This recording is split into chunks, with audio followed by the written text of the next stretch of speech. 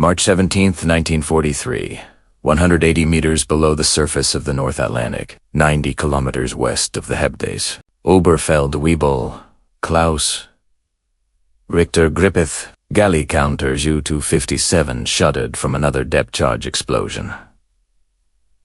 Cork insulation rained from the overhead. The lights flickered. Every man aboard had stopped breathing. Another concussion closer. The pressure hull groaned, a sound like a wounded animal. RTOR watched a coffee mug slide across the metal counter, stop, then slide back as the boat tilted. The destroyer above them had perfect contact. ASDIC pings echoed through the steel coffin every 8 seconds. Bing, bing, bing, each one a promise of death. The intercom crackled. All compartments, rig for silent running. No unnecessary mint. No unnecessary sound. Kapitan Litnet, Vera Holtoff's voice was steady. But RTOR heard what the commander didn't say. We're out of options. They'd been hunted for 7 hours. The bold decoys were expended. The batteries were at 22%. They couldn't go deeper. The depth gauge already read 180 meters, 30 meters past the Type 7C's recommended maximum. And they couldn't run. The convoy escort had thempened like a butterfly to a board.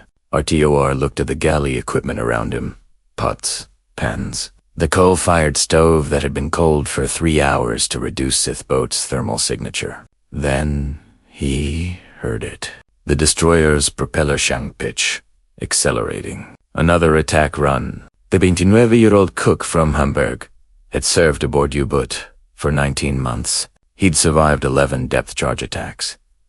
But what he was about to do violated every principle of seven. It would either save 44 lives or kill every man aboard in the next 3 minutes. By March 1943, the Battle of the Atlantic had reached its turning point. But Germany's U-boat force didn't know it yet. For 16 months, Admiral Karl Dönitz wolfpacks had savaged Allied convoys with devastating efficiency. In November 1942 alone, U-boat sank 118 merchant ships totaling 72,960 tons. The mathematics were brutally simple. Germany was destroying ships faster than Allied shipyards could replace them. The Type 7CU was the workhorse of this campaign. At 67 meters long with a crew of 44 to 52 men, these submarines carried 14 torpedoes and could remain at sea for up to 12 weeks. Their 2,800 horsepower diesel engine could push them to 17 knots on the surface. Submerged electric motors drove at a maximum of 7.6 knots, but only for brief periods before the batteries drained. Their operational diving depth was 150 meters. The crush depth, where the pressure hull would implode, was calculated at 250 meters. But by early 1943, the technological advantage had shifted decisively to the Allies. New centimetric radar allowed convoy escorts to detect surfaced at night from ranges exceeding 8,000 meters when the submarines were most vulnerable while charging batteries. Improved ASDIC sonar could maintain contact with submerged boats to depths of 200 meters. Most critically, Allied doctrine had evolved. Escort groups now employed creeping attacks. One ship held sonar contact while another approached at silent speed to drop patterns of depth charges directly over the target's position. The statistics backed up the terror. In March 1943 alone, 15 U-boat would be lost with their entire crews. The average life expectancy of a U-boat crewman was 62 days of combat operations. Of the 40,000 men who served in the Kriegsmarine submarine force during World War II, 30,000 would die at sea when depth charges detonated. The effects were catastrophic, even without a direct hit. A Mark 7 depth charge, the British standard, contained 130 kilograms of torpedoes set to detonate at specific depths between 15 and 300 meters. Each charge created a shock wave that propagated through water far more effectively than through air. An explosion within 6 meters would rupture the pressure hull. Within 12 it will shatter valves, crack valves, and disable electrical systems. The psychological impact was sequelae. devastating. U-boat veterans describe depth charge attacks as the most terrifying experience of the war. Worse than torpedo attacks. Worse than being strafed by aircraft. The waiting. The metallic ping of enemy sonar probing through the darkness. The distant splash as charges enter the water. Then the detonations. Wham! Each one a hammer blow against the hull. Cork insulation showering down. Light bulbs shattering. The ominous groan of steel under stress. Survival depended on doctrine drilled into every crewman. Dive deep. Move slowly. Maintain absolute silence. Every unnecessary noise was a beacon. Conversations were conducted in whispers. Men wore felt slippers instead of boots. Machinery was secured except for essential systems. Even the gyro compass was switched off to eliminate its characteristic hum. The Germans had developed countermeasures. Bold, Alsacold. Pelanwerfe was a chemical decoy ejected from special launch tubes. The canister released calcium hydrate and zinc dust that reacted with seawater to create a dense cloud of hydrogen bubbles. Tuastic operators, it produced a sonar return similar to a submarine. A skilled commander could deploy bold while turning away, leaving the escort attacking a phantom target. But bold had limitations. Each U-boat carried only 18 to 24 canisters. Once he expended, the Submarine had no defense except depth, silence, and prayer. And Allied sonar operators had learned to distinguish Bold's characteristic fizzing signature from an actual submarine. What U-boat crews needed, what they desperately lacked, was any way to confuse enemy hydrophones. Once the decoys ran out, the Allies had radar, sonar, and numbers. The Germans had courage, training, and increasingly futile determination. Some situations demanded more than doctrine. They demanded improvisation. British and Canadian convoy escort commanders had developed ruthless confidence by early 1943. The technical superiority was Lieutenant Commander Peter Gretton, commanding the B-7 escort group, had written in his operational report, "The Hun's greatest advantage, his invisibility, has been eliminated. With Type 271 radar and improved as we can hold contact through any evasive. It's now a matter of time and patience." The Royal Navy's anti-U-boat division had codified the new doctrine into a manual distributed to every escort group. Once sonar contact was established, the procedure was methodical. Maintained contact at 13 meters, while a second escort approached at slow speed to minimize when positioned directly above the target. Release a full pattern. 6 to 10 depth charges set for varying depths. If contact was lost after the attack, the escort would conduct a square search pattern. Most damaged and unable to remain submerged would eventually be forced to surface. The mathematics supported this confidence.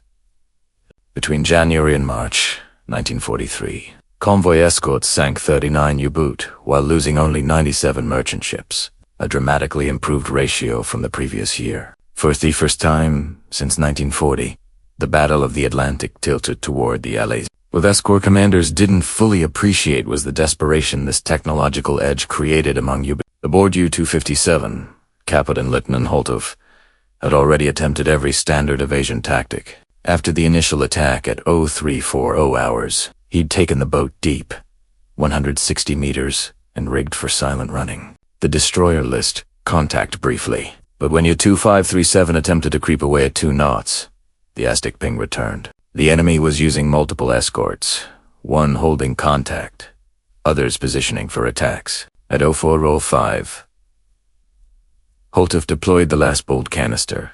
The decoy produced its cloud of bubbles. U-257 turned hard toasterboard and descended to 180 meters.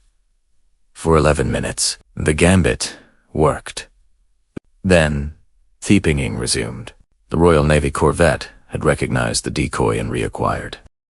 The real target. The boat's chief engineer, Oberunternsuhr Frederick Krauss, reported battery capacity at 28%. They could maintain life support in minimal way for perhaps 4 more hours. But every minute spent evading drew down their reserve. Eventually, Physics would force them to surface directly into the guns of waiting escorts. The crew understood. Every man had heard stories from the few survivors of U-boat lost to depth charge attacks. U-587 lost with all hands after a 3-hour hunt west of Ireland. U-656 blown to the surface, a machine gun dental. She sank. U-162 depth charged until her hull split open at 200 on light survivors from a crew of 50. Then came the Sand Ever Submarine dreaded. The high-speed propeller cavitation of AOSO destroyer making an attack run. Four men held their breath. The destroyer screws passed directly overhead. Seconds ticked. By 5, 10, 15. The depth charge came down like the fist of God.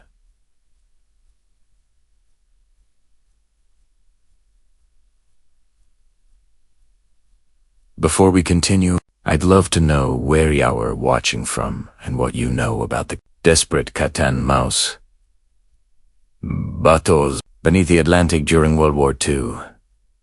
Drop a comment below and let me know if you'd heard about the improvisation tactics crews developed when all their standard defenses failed. And if you're enjoying these deep dives into naval warfare history, hit that subscribe button. These stories talk a serious research to get the details right, and knowing you're out there makes it all worthwhile. Oberfeldwebel Klaus Richter had never intended to become a submariner. Before the war, he'd worked as a line cook at the Hotel Atlantic and preparing violon for businessmen and tourists. The Marine had drafted him in November 1941 and assigned him to U-boat service based solely on his occupation. After 8 weeks of training at the submarine school in Peter, he'd reported aboard U-257 in March 1942. In 19 months at sea, he'd learned Thathis's job involved far more than cooking. In combat, every hand was needed. He'd helped load torpedoes, operated the BGE pumps during damage control, during thinless hours of silent running. He'd mastered the art of preparing cold meal stat. Generated no sound. Cutting bread with a sawing motion, so slow it took 3 minutes per slice. The first pattern of depth charges detonated at 712 hours. 6 explosions, in rapid succession. The nearest was close, perhaps 20 meters off the port beam. U-257 rolled hard to starboard. The hull shrieked. Every unsecured item crashed to the deck. In the forward torpedo room, men cried out as they were thrown against the torpedo tubes. Then, silencer, the terrible silence of waiting. The lights had been switched to emergency red to conserve battery. In the crimson dimness, RTOR saw the galley equipment that had been his domain for over a year. The compact coal-fired stove cold and secured. The storage racks, with their dwindling supplies, the pots and pans, each one hung on dampened felt to prevent rattling. The destroyer's propellers were circling back for another run. What happened to RTOR would later struggle to explain. Perhaps it was exhaustion. He'd been awake for 31 hours. Perhaps it was the memory of a training lecture. Abutho as Dick operators distinguish between a submarine and a false echo. Soundcharakteristics, Doppler. Shift, the distinctive acoustic signature of a moving pressure hull under stress. He looked at the largest pot in the galley, a 40L aluminum stockpot used for cooking potatoes. Then at the coal-fired stove. Then at the pressure hole plating just above his head. Kapitan, Litnatholtov's voice came through the intercom. All compartments report damage. The departments responded in whispers. Forward torpedo room. Minor flooding from a sprung valve. Under control. Engine room. Hydraulic leak. Under control. Aft torpedo room. Not image. Control room. Depth gauge cracked. Crack. Backup functional. RTOR, pick it up. The handset for the internal communication circuit, his hand was shaking. Control. This is Galley. Go ahead, GI. It was the chief engineer, Oberlo. Sir, I request your mission to... I have an idea. Sir, about the Azdic. A pause, then report. To control room. Quietly, RTOR moved through the boat with the practiced stealth of a one hand on the overhead pipes for balance, feet placed carefully, breathing controlled. The control room was the nerve center, a cramped space filled with valves, depth gauges, the periscope well, the chart table. Kapatan Lieutenant Holtoff stood at the periscope station, his face drawn. Oberleutnant Kra operated the trip. The hydrophone operator, Oberreiter Matthias Zimmermann, sat hunched over his equipment, headphones pressed against his ears. Holtoff's eyes fixed on RTOR. Well, sir, I believe I can create a sound signature that might confuse their sonar, make it sound like something else. Explain quickly. The destroyer's purples were getting louder. Another attack run. RTOR spoke rapidly. The British Osdic detects us by the echoes from our hull. Yes, but also by the sounds we make. What if we made sounds that suggested damage, hull failure? What if we created acoustic signature stat, made them believe we're breaking up? Holtoff stared at him. You want to make more noise during silent running? Controlled noise, sir. Specific sounds timed between their depth charge patterns. Metal. Estress. Groaning. Help. Maybe they'll think they've mortally wounded us, that we're sinking. They might break off the attack. Zimmermann, the hydrophone operator, pulled off his headphones. Sir, it's insane. But if they think they've killed us, they'll move on to protect the convoy. They won't waste more charges on a boat. They believe I's already going down. Oberleut Kraus shook his head. Any noise could giveth them a more precise firing solution. We could be signing our death warrants. The destroyer passed overhead. The characteristic rumble of its propellers filled the boat. Everyone froze. It came. The depth charges exploded. 4 of them. Farther away this time. The escort was searching, no longer certain of their exact position, but they were still there, still hunting. Holtoff looked at RTOR. What do you need? The aluminum stock from the galley Accesto, the pressure hole in the galley compartment, and 3 minutes after their next attack. And if this fails, IFIT draws them directly to us. RTOR met his commander's gaze. Then we were going to die anyway, sir. For 5 seconds, Holtoff said nothing. Outside the hull, the destroyer's propellers were circling again, repositioning. The Azdic pings continued their remorseless rhythm. Bing, bing, bing. Do it, Holtoff said. After the next pattern, you'll have exactly 3 minutes. Then we go deep and silent again. Oratori turned to the galley. His hands had stopped shaking. He retrieved the 40L aluminum pot and positioned himself near a specific section of the pressure hull where the plating curved inward, a natural resonance point. He took several deep breaths. The destroyer's engines reached the peak RPM. The crew braced. 6 depth charges detonated in a carefully calculated pattern. The nearest was close enough that water sprayed from a dozen tiny leaks in the hull. The boat heeled 15 to port. An electrical panel in the engine room short-circuited with a blue flash. Then the immediate danger passed. The destroyer was moving away to reposition. Oere began. He struck the aluminum pot against the pressure hull. Not hard, but precisely. The metal contact produced a groaning, reverberating sound that transmitted through the hull on Dinto, the surrounding water. He waited 5 seconds. Then another strike. Slightly harder. The sound shifted in pitch. Higher, more stressed. He dragged the pot's edge slowly across a welded seam. This screech was agonizing, like tearing metal. Throughout the boat, the crew listened in horror. What was he doing? For 90 seconds, RTOR created an acoustic symphony of destruction, grinding metal. Periodic impacts suggesting structural failure. Long shuddering groans as if the pressure hull was tearing itself apart. Each sound carefully modulated, carefully timed. Then he stopped. Absolute silence returned. He hung Thepet back on its felt-padded hook and waited. Aboard HMS Genton. A flower class coved. 800 meters away. Subluti, David Morrison stood beside the ASTIC operator. Contact. The rating frowned. Had good contact, sir. But after that last pattern, hearing metal stress noises, breaking up sounds, classes indicators of a kill. Morrison checked his watch.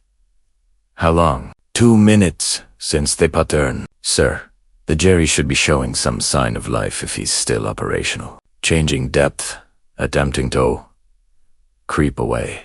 Something. Keep listening. Another minute passed. More groaning sounds transmitted through the water. Then nothing.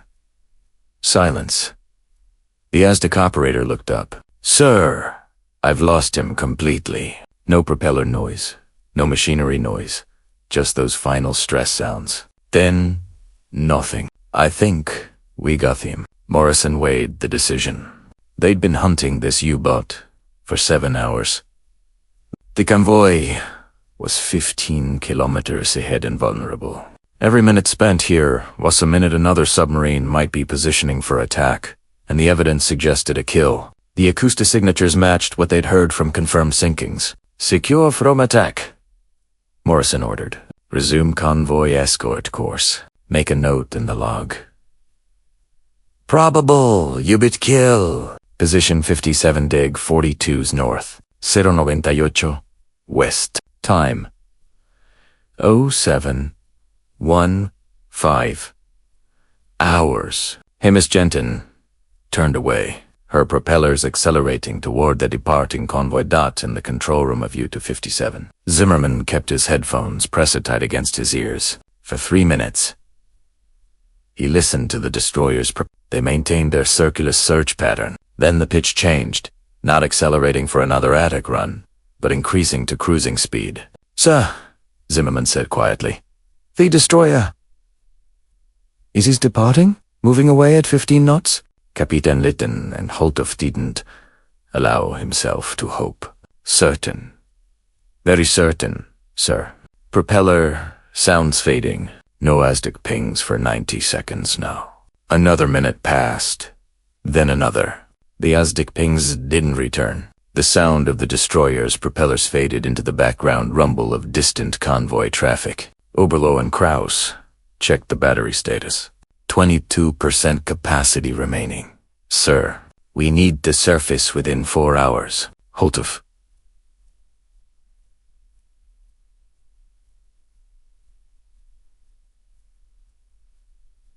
Nodded slowly. We wait 2 hours at this depth and position. Then we'll creep away at 2 knots and surface after dark. He turned to TOR, who stood in the galley entrance. You convinced them we were dead. Or convinced them we were dying, sir. Either way, they decided to stop wasting depth charges on us. What RTOR had understood, what training manuals never explicitly stated, was the psychology of antibody warfare. Allied escort commanders operated under enormous pressure. Convoys needy. Depth charges were limited in number, and sonar operators, after hours of tracking and attacking, could be susceptible to confirmation bias.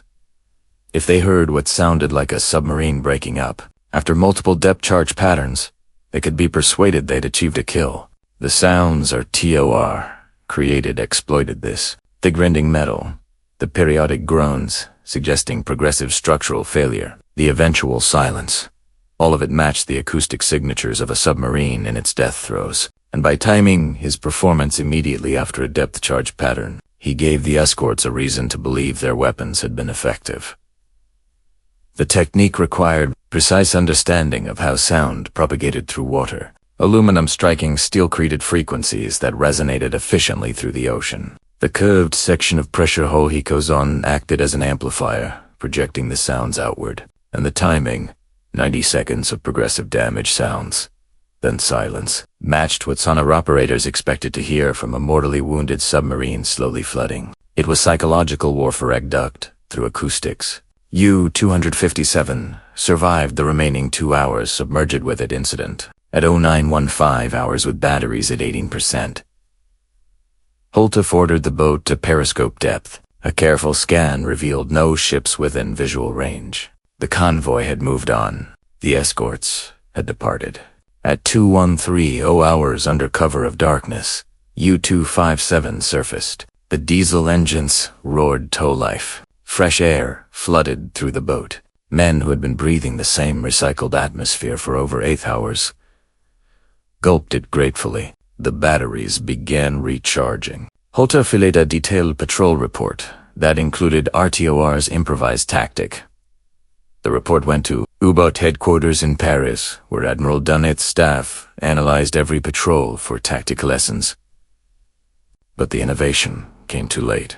By March 1943, technological and numerical superiority had shifted decisively to the Allies. Acoustic detection might save an individual boat, but it couldn't change the fundamental mathematics of the Battle of Theo. In May 1943, just 2 months later, Donuts would temporarily withdraw all U-boat from the North Atlantic after losing 43 boats in a single month. The value of RTOR's technique lay not in strategic impact but in what it revealed. Even when doctrine failed, even when technology failed, human ingenuity found ways to survive. Sometimes the most effective weapon wasn't a torpedo or a decoy canister. Sometimes it was an aluminum pot, and the understanding of what an enemy expected to hear dos cinco never made it home to report RTOR's technique in person. On February 24, 1944, 11 months after the March depth charge attack, the boat was sunk by British escort destroyers HMS Kiel and HMS Bligh west of Cape Oracle, Spain. Capitan Lieutenant Holtofan. Capitan Lieutenant Holtofan. Capitan. Only 2 men survived. Neither of them Klaus Richter. The cook from Hamburg was 30 years old when he died, but his patrol report had already entered the operational archives. Between March 1943 and the end of Thur, at least 6 other U-boats successfully employed variations of RTOR's acoustic deception technique. U-430 used it in January 1945 to escape a British destroyer after being cornered. In the English Channel, U-10003 reported using controlled Matastras sounds to confuse escorts during an attack west of Ireland in March 1945. The technique was never officially codified into U-boat doctrine. By 1944, German naval headquarters was focused on developing the Type Wadis Electroboot, a revolutionary submarine with 3 times the battery capacity and the ability to remain submerged. Almastein defense. Acoustic deception tactics were seen as improvised desperation measures, not solutions to the submarine force's strategic problems. Allied Naval Intelligence event classified report titled Enemy Acoustic Deception Methods, Analysis and Countermeasures dated July 1944. The report noted in several instances German submarine commanders have employed deliberate noise creation to simulate catastrophic hull depth charge attacks. ASZIC operators are advised that breaking up sounds should be followed by physical confirmation, debris, oil slicks, orbites, before classifying an attack as a confirmed kill. The broader lesson took years to emerge. After the war, naval historians analyzing the Battle of the Atlantic calculated that Allied claims of U-boat sinkings significantly exceeded actual losses. In many cases where escorts reported probable kills based on acoustic events, the submarines had in fact escaped. RTOR's technique was one reason we, post-war submarine development, incorporated acoustic warfare. Modern submarines carry sophisticated systems for generating false electronic decoys that can simulate propeller sounds, hull signatures, even torpedo launches. But principle remains identical to what Cook discovered with an aluminum pot in 1943 in submarine warfare. What the enemy hears is as important as what actually exists. The U-boat Memorialat at Miltonot, Mirkil. Germany lists the names of 30,000 submariners who died during World War II. Among them, Oberfeld-Weibel, Klaus Richter, crew of U-57. His name is carved in stone alongside commanders, engineers, torpedo mates, and radio operators. No special notation marks his contribution, but in searches of naval history, his improvised acoustic deception represents something more important than a single survival tactic. It demonstrates how human ingenuity adapts under pressure, how knowledge of an enemy's expectations becomes a weapon, how a cook armed with nothing but an aluminum pot and understanding of psychology could fool sophisticated detection systems operated by trained professionals. Sometimes the machines we build don't save us. Sometimes survival comes down to a cook who understood that war is as much about perception as destruction. Technological superiority matters in warfare, but it can be defeated by something more fundamental: understanding what your enemy expects to hear and giving it to them. The Battle of the Atlantic was won by radar, sonar, codering, and industrial production. But within that larger strategic victory were thousands of smaller tactical engagements where the outcome hinged on moments of individual innovation. Klaus Richter's acoustic deception did change the course of the war. U-257 was eventually sunk. The U-boat campaign ultimately failed. But for 7 hours, on March 17, 1943, one man's understanding of psychology and acoustics saved 44 lives. Military doctrine exists because proven methods work. Training creates predictable responses under stress.